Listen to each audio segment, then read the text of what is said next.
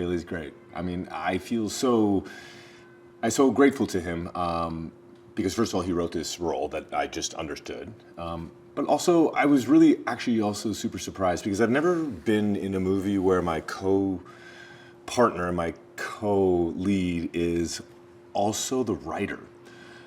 So I think I had a certain amount of stress about that. You know, I want to be very loyal to his words. I want to say all the words correctly. But he, from the very beginning, was incredibly generous.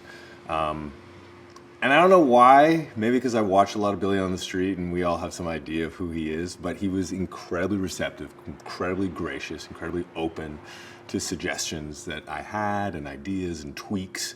So he's truly been a dream.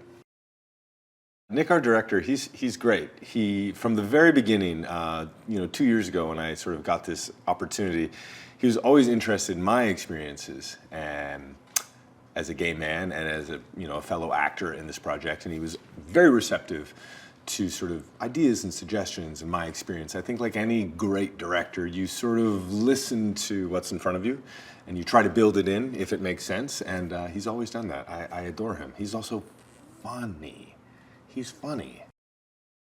I think an important part of this being a rom-com is that we're sort of adding to the canon of the other rom-coms we've seen before. The people on the outside that come together and that becomes part of the canon of, love. And we see these different kinds of love, and we've seen these in these great rom-coms over time.